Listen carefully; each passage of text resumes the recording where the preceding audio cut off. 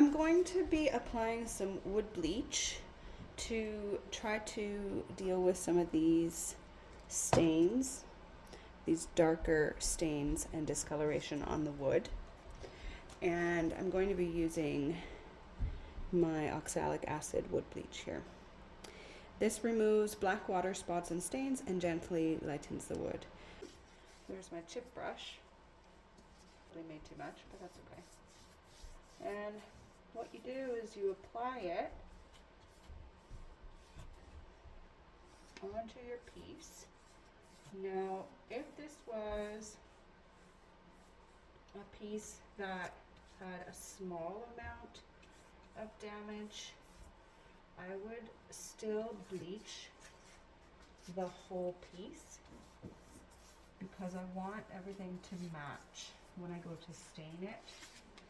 And I want the application to be as even as possible.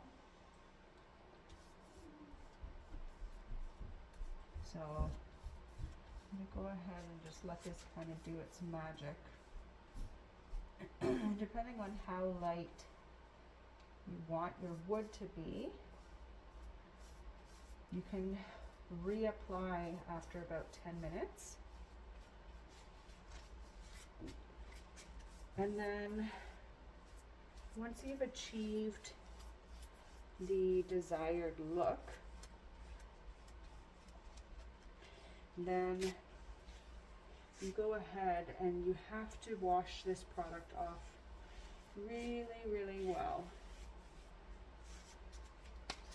because it will affect how you top coat later on.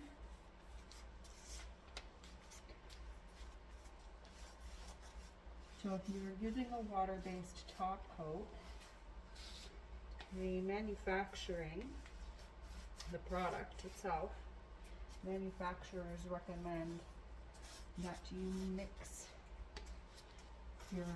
some baking soda into your water when you're washing it off, so that way it deactivates the top coat or the bleach fully before you water coat it or coat it with a water-based product.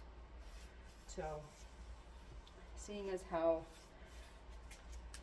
my stains that I use are water-based stains because I like their application, they're pretty easy to use,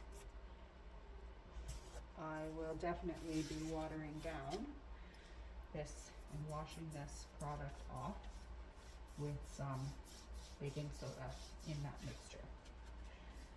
Okay, so I've got everything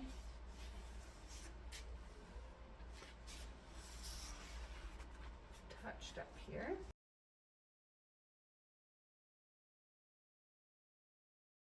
A few moments later. So what I'm doing right now is I'm using some fine steel wool to agitate the product and open up the grain a little bit more, so that way it penetrates the wood as it's working. So you can see here that the wood is really discolored in several spots. And I'm not trying to get it to be perfect. I'm just trying to get it to be as even as possible. And so that's why I'm using the steel wool. So hopefully this will work and get a little bit more activation into the wood using the product. So once I'm done with that, I'm just reapplying it and going to let it sit for a little bit longer. So bleaching wood is a really simple process. You just have to kind of let it do its thing. You have to let the product do its work on whatever it is that you're bleaching. So you just have to practice patience, which for me is very hard. So, but if you do allow the product to do what it needs to do, then you do end up with very good results at the end. And these older pieces, many oftentimes have like watermark staining or don't necessarily come off the best with sanding.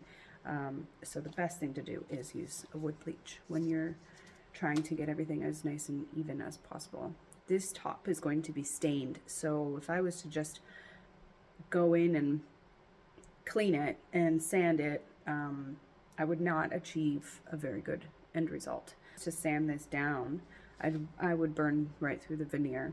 You want to, when I'm working on these old pieces, the veneers are quite thin, so, and just in general, veneer is quite thin, so you don't want to burn through your veneer trying to get something even if you have an alternative product available to you to use beforehand. I'm going to wash it twice with water and then finish off that last wash with baking soda combo and then let that dry. It's all dry. The bleaching went very well. So it actually got majority of it out, and this is not even sanded yet. So there's still some discoloration down here. So I'm hoping that by the time I get the 220 onto that, or the 180 really, because I don't like staining and doing a 220, and this still needs to get glued. And honestly, now that I'm really taking a good look at it and it's been bleached and whatnot, I'm going to see what it looks like once everything is sanded. Because it is so old, there are a lot of patches, like there's a lot of rough spots. So like this has not even been sanded yet, and you can see on this corner right here, all of that is missing veneer, and the veneer in and around the top parts here on the top itself is quite thin and fragile. So I don't know what I'm going to do yet. I may very well get the new veneer and put it on top. I'm not sure what I'm going to do yet at this point. I'm going to try to sand it first, do an initial sanding, but my gut tells me that I may have to go ahead and put a new veneer over top of this because of the shape that it's in. I guess we'll just see. That's kind of what happens with some of these projects, is you don't know until you know. The bleaching looks great, but how fragile this current veneer is on this project, I don't know. That's a big question mark. So that's where I'm at.